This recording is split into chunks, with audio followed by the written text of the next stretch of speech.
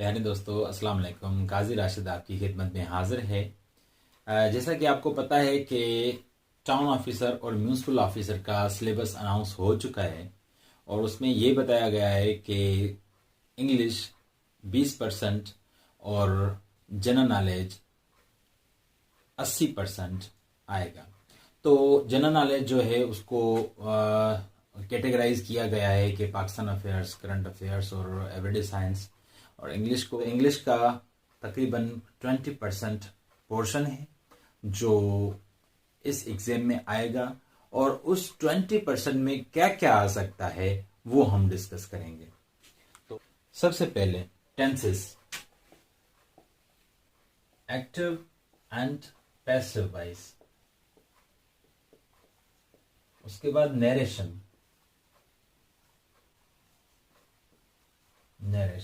तो इंग्लिश में जो आने वाली चीजें हैं वो आपके सामने हैं। वो कौन सी हैं? एक तो है टेंसेस और दूसरा एक्टिव एंड पैसिव वॉइस, तीसरा narration, preposition, use of adverbs, vocabulary में क्या आ सकता है? Antonyms, synonyms, one word substitute और वर्ड एनालॉजी।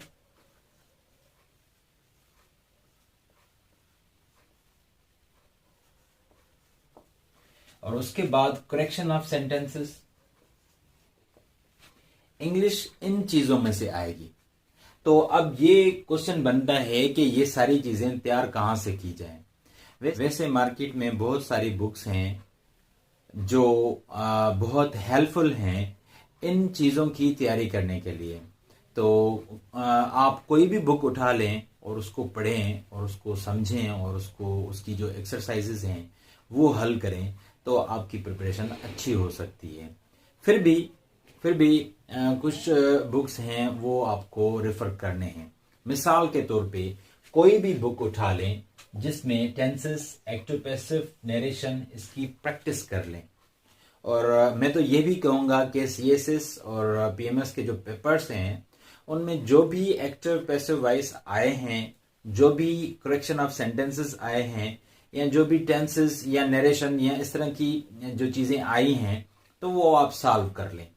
इंग्लिश का जो सिलेबस है वो बहुत ही महदूद सिलेबस है और अगर आप अच्छी तरह से तैयार कर लेते हैं तो मैं ये बड़े वसूख के साथ कह सकता हूं कि आप 16 से 17 नंबर 20 में से ले सकते हैं।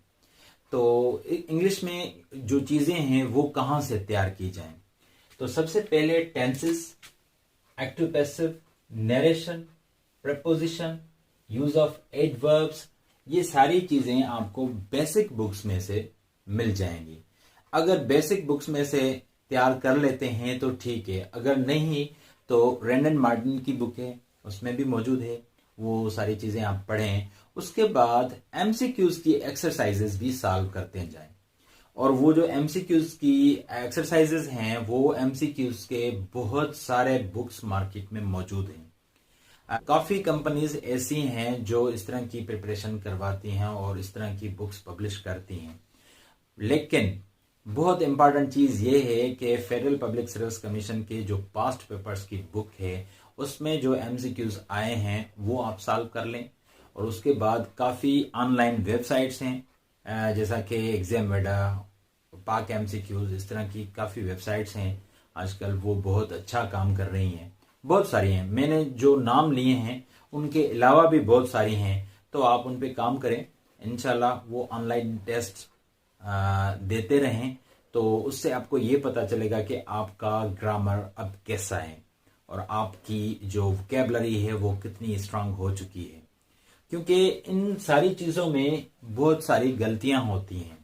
वो गलतियां आप तब समझ पाएंगे जब इस तरह की एक्सरसाइजेस हल करते रहेंगे तो आप एरर भी डिटेक्ट कर सकेंगे। ठीक है, उसके बाद वोकैबुलरी के लिए मैंने काफी मर्तबा आपको बताया है कि वोकैबुलरी की एक बुक है बेरन्स वोकैबुलरी बिल्डर, बहुत अच्छी बुक है। आप अगर वो याद कर लेते हैं तो आपकी वोकैबुलरी कहीं नहीं जाएगी। ये वोकैबुलरी याद करना बहुत डिफिकल्ट होती है लेकिन पॉसिबल है, इम्पॉसिबल नहीं है। आप ये वोकैबुलरी याद कर सकते हैं थोड़ी तकलीफ जरूर होगी, लेकिन आपको हमेशा के लिए फायदा मिल जाएगा अगर आप याद कर लेते हैं तो मैं एक और वीडियो बनाऊंगा कि हाउ टू रिमेम्बर वर्ड्स, तो उस पर हम बहुत डिटेल्ड डिस्कशन करेंगे। फिलहाल बस इतना ही। उसके बाद करेक्शन ऑफ सेंटेंसेस, वो CSS के तकरीबन मुख्तलिफ सालों में हर साल तकरीबन 8 सेंटेंसेस देते हैं जो करेक्ट करने होते हैं। उनमें से 5 सेंटेंसेस करेक्ट करने होते हैं। मैं आपको बहुत बहुत एम्फेसाइज करूंगा कि ये सारे सेंटेंसेस करेक्ट करें और किसी अच्छे से मेंटोर से चेक करवाएं। इससे क्या होगा कि आप जो रूल्स हैं वो समझ लेंगे। और उसके बाद एक इंग्लिश बुक है, वो तकरीबन 500 प्लस करेक्शन की है, रेड बुक है। अभी नाम याद नहीं आ रहा, मैं कोशिश करके डिस्क्रिप्शन में वो नाम दे दूंगा आपको। तो इस तरह की जो बुक है वो उसमें तकरीबन 500 प्लस सेंटेंसेस हैं जिसमें करेक्शन है, तो वो आपको सॉल्व करनी है। और मैं कोशिश करूंगा कि उस बुक की कुछ एक्सरसाइजेस आपके सामने मैं सॉल्व करता जाऊं, जैसा कि आपको पता चले कि किस तरह से सॉल्व किया जाता है, जैसा कि आपको पता चले कि किस तरह की एरर्स की जाती हैं सेंटेंसेस में। ये था इंग्लिश का पोर्शन। अगर आप ये अच्छी तरह से तैयार कर लेते हैं तो आप 16 से 17 नंबर आसानी से ले सकते हैं।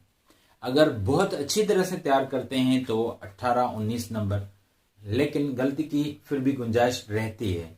तो इसीलिए परफेक्शन तो कहीं भी नहीं है। तो इतने अगर 16 से 17, 18 तक जाते हैं नंबर, तो ये तो बहुत अच्छे नंबर हैं। तो उसके बाद जीके का 80% पोर्शन है। 80% को 3 हिस्सों में तकसीम किया गया है। सबसे पहला हिस्सा है करंट अफेयर्स, और दूसरा हिस्सा है पाकिस्तान अफेयर्स, और तीसरा हिस्सा है एवरीडे साइंस। अब जो करंट अफेयर्स है, करंट अफेयर्स का मकसद सिर्फ ये नहीं कि सिर्फ करंट आएगा।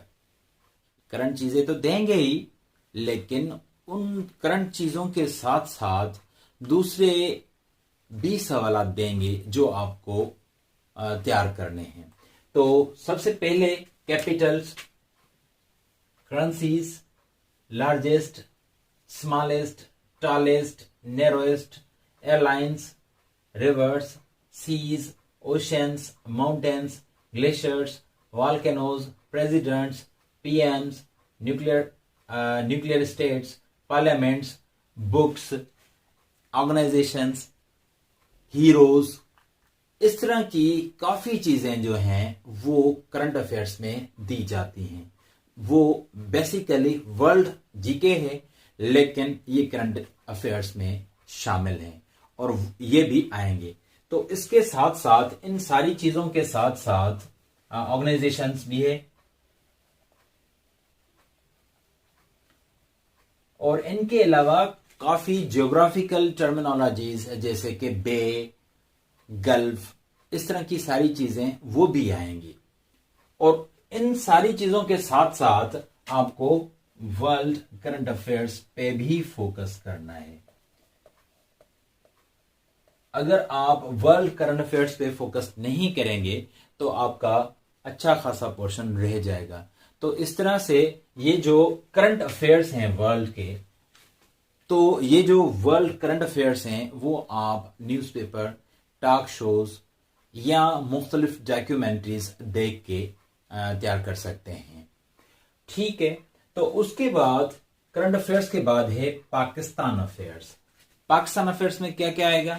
पाकिस्तान अफेयर्स में जियोग्राफी ऑफ पाकिस्तान आएगी, रिवर्स ऑफ पाकिस्तान आएंगे, लैंग्वेजेस ऑफ पाकिस्तान आएंगी, पॉपुलेशन ऑफ पाकिस्तान में से भी क्वेश्चंस बनते हैं वो आ सकते हैं, inflation, economics, economy of Pakistan, industrialisation, power production, gas, energy crisis, और मुख्तलिफ जो सोर्सेज हैं, मिनरल्स, माउंटेन्स, और काफी जियोग्राफिकल टर्मिनोलॉजीज हैं वो भी आ सकती हैं। पाकिस्तान अफेयर्स का एक तो पोर्शन ये है कि जियोग्राफी ऑफ पाकिस्तान, और दूसरा पोर्शन ये है कि in current situation what is happening in Pakistan. वो आपको करंट अफेयर्स पाकिस्तान की भी तैयार करनी है। और वो करंट अफेयर्स कहाँ से तैयार होगी? एक तो अखबार है, आप डॉन न्यूज़पेपर या कोई इंग्लिश न्यूज़पेपर लगवा लें और उनमें से एमसीक्यूज निकालते जाएं, या जहांगीर वर्ल्ड टाइम्स है, उसमें एमसीक्यूज आते रहते हैं हर महीने, अगर वो खरीद कर लेते हैं। मैं आपको ये बताता चलूं कि मैं एडवर्टाइजमेंट नहीं कर रहा, लेकिन मैं वो सारी चीज़ें बता रहा हूँ जो आपके लिए बहुत काम की हैं। वो सारे सोर्सेस मैं इसीलिए बता रहा हूँ कि ये सारे सोर्सेस मेरे लिए भी हेल्पफुल रहे हैं माजी में। तो इस तरह से आप तैयार कर सकते हैं पाकिस्तान अफेयर्स। पाकिस्तान अफेयर्स के जो पाकिस्तान अफेयर्स से रिलेटेड हिस्ट्री ऑफ पाकिस्तान है, उसको भी थोड़ा बहुत आपको टच करना है।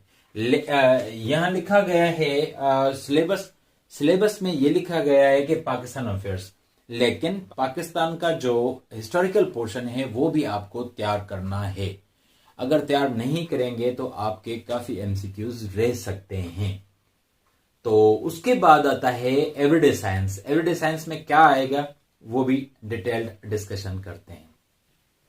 साइंस में बहुत सारे टॉपिक्स हैं जिन पे आपको अच्छी तरह से काम करना है, क्योंकि एवरीडे साइंस का जो पोर्शन है वो बिल्कुल this portion will give you many numbers and you will feel yourself that the numbers are in your pocket. अगर आप इस पोर्शन को अच्छी तरह से तैयार कर लेते हैं तो आप अच्छे नंबर ले सकते हैं। तो सबसे पहले इन्वेंशंस है वो आपको याद करनी पड़ेंगी, जैसे कि टेलीविजन किसने इजाद की, जैसा कि जॉन बेयर्ड। बल्ब किसने इजाद किया, मोटर बाइक किसने इजाद की, इलेक्ट्रिक मोटर किसने इजाद किया, एलईडी किसने इजाद की। इस तरह की जो इजादात हैं वो आपको याद करनी है। और उसके बाद डिस्कवरीज पे भी आपको काम करना है कि कौन सी चीज किसने डिस्कवर की है। उसके बाद रीजंस, साइंटिफिक रीजंस के उन पे भी आपको काम करना है। साइंटिफिक डेफिनेशंस काम करना है, जैसा कि what is fission, what is fusion, what is scavenger, what is vacuum cleaner, what is dialysis. तो इस तरह की सारी जो चीजें हैं आपको तैयार करनी है। और इनके साथ साथ आपको डिफरेंसेस भी तैयार करने हैं, साइंटिफिक डिफरेंसेस, यानी कि what is difference between app and monkey, what is difference between nuclear fusion and fission, what is difference between barrage and bridge. तो इस तरह के सारे डिफरेंसेस वो भी आपको तैयार करने हैं, क्योंकि डिफरेंसेस पे भी एमसीक्यूज बन सकते हैं। और उसके बाद instruments, there are many instruments and their functions are very specific. Instruments को समझना है और इंस्ट्रूमेंट्स को याद करना है कि बैरोमीटर किस काम में आता है, थर्मामीटर किस काम का होता है, पायरोमीटर किस काम में आता है, उसकी क्या डेफिनेशन, उसका क्या काम है। तो इस तरह के सारे जो इंस्ट्रूमेंट्स हैं तो वो आपको तैयार करने हैं। और उसके बाद यूनिट्स, आपको यूनिट्स भी याद करने हैं, जैसा कि मीटर किसका यूनिट है, न्यूटन किसका यूनिट है, मीटर पर सेकंड स्क्वायर किसका यूनिट है, मीटर पर सेकंड किसका यूनिट है, हर्ट्ज किसका यूनिट है। ये सारे जो यूनिट्स हैं वो आपको याद करने हैं, क्योंकि ये यूनिट्स भी एमसीक्यूज में आते हैं। और उसके बाद विटामिन्स पे भी काफी क्वेश्चंस आते हैं, जैसा कि deficiency of vitamin A causes eyesight weakness, deficiency of vitamin C causes scurvy. तो इस तरह से जो डिफिशिएंसीज होती हैं, सोर्सेज ऑफ विटामिन होते हैं, और उन विटामिन्स के साथ रिलेटेड जो डिजीजेस होते हैं उन पे आपको काम करना है। और जो एमसीक्यूज विटामिन्स पे बनते हैं वो आपको प्रिपेयर करने पड़ेंगे। और उसके बाद इम्यूनिटी के मुख्तलिफ अकसाम होती हैं। इम्यूनिटी के मुख्तलिफ किस्म होते हैं, मिसाल के तौर पे एक्टिव इम्यूनिटी, पैसिव इम्यूनिटी खुद क्या है, एंटीबॉडीज और एंटीजेंस ये क्या हैं, तो वो आपको ये भी प्रिपेयर करना पड़ेगा। और उसके बाद बैक्टीरिया के साथ साथ वायरस, ये दोनों आपको तैयार करने हैं। वैसे भी आजकल पेंडेमिक चल रहा है, तो पेंडेमिक पे भी आपको काम करना है। वैसे मैंने टॉपिक वो दी है, वो डिस्कस करते हैं आगे। इकोसिस्टम का क्या फंक्शन है हमारी लाइफ में, इकोसिस्टम की क्या इम्पोर्टेंस है, वो आपको तैयार करनी है। और उसके बाद ग्लैंड्स, ये ह्यूमन फिजियोलॉजी है। वैसे ह्यूमन फिजियोलॉजी डिटेल्ड डिस्कशन चाहती है, तो वो आपको मैं इंशाल्लाह कोशिश करके नेक्स्ट वीडियो में बताऊंगा कि ह्यूमन फिजियोलॉजी टोटल है क्या। बहरहाल तो आपको ग्लैंड्स पे काम करना है। ग्लैंड्स दो किस्म के होते हैं, एक एंडोक्राइन और दूसरा एक्सोक्राइन। दोनों ग्लैंड्स पे आपको काम करना है। जो और ग्लैंड्स के दो अकसाम हैं, एक है एक्सोक्राइन ग्लैंड और दूसरा है एंडोक्राइन ग्लैंड। जो एंडोक्राइन ग्लैंड्स हैं जैसा कि pituitary gland, thyroid gland, parathyroid gland, और जो एक्सोक्राइन ग्लैंड्स हैं उसमें लेक्रिमल ग्लैंड्स या इस तरह के ग्लैंड्स आते हैं और भी हैं। तो उसके बाद मुस्लिम साइंटिस्ट तकरीबन 17-18 हैं। उनके जो काम हैं वो भी आपको याद करने हैं, क्योंकि मुस्लिम साइंटिस्ट जो काम कर चुके हैं उन कामों से मुख्तलिफ MCQs निकालते हैं। तो there are many MCQs related with Muslim scientists, so you have to prepare those MCQs as well. और उसके बाद ग्लोबल वार्मिंग है। ग्लोबल वार्मिंग किस तरह से होती है, क्यों होती है, उसके काजेस क्या हैं, इन सारी जो एरियाज ऑफ ग्लोबल वार्मिंग हैं उनमें से भी मुख्तलिफ MCQs बन सकते हैं। तो आपको ये पोर्शन भी तैयार करना है। और उसके बाद पेंडेमिक, एपिडेमिक, एंडेमिक, ये जो 3 टर्म्स हैं, इन तीनों वर्ड्स को आपको कंसेप्चुअली समझना है कि ये क्या है। उसके बाद एनवायरमेंट वैसे हमारी जो अर्थ है उसके चौधारी ब्लैंकेट ऑफ गैसेस है, और जो ब्लैंकेट ऑफ गैसेस है उसके मुख्तलिफ लेयर्स होते हैं, और उन लेयर्स के मुख्तलिफ नाम होते हैं, जैसे कि ट्रोपोस्फेयर, स्टेगोस्फेयर, मेसोस्फेयर, थर्मोस्फेयर, जिसको आयनोस्फेयर भी कहते हैं, उसके बाद एक्सोस्फेयर। तो सारे जो ये स्फीयर्स हैं, ये जो लेयर्स हैं, इनको आपने प्रिपेयर करना है, और उनके फंक्शंस भी आपको याद करने हैं, क्योंकि इन लेयर्स में से भी मुख्तलिफ MCQs बनते हैं और माजी के पेपर्स में आते रहे हैं। तो उसके बाद ब्रांचेस ऑफ साइंस, तो ये भी बहुत इंपॉर्टेंट है, जैसे कि ऑन्कोलॉजी क्या है, zoology, botany, chemistry, biochemistry, physics, biophysics, nuclear physics, astrophysics, quantum physics और एनालिटिकल केमिस्ट्री। इस तरह की काफ़ी ब्रांचेस हैं जो आपको याद करनी है, क्योंकि ब्रांचेस में से भी MCQs आते हैं।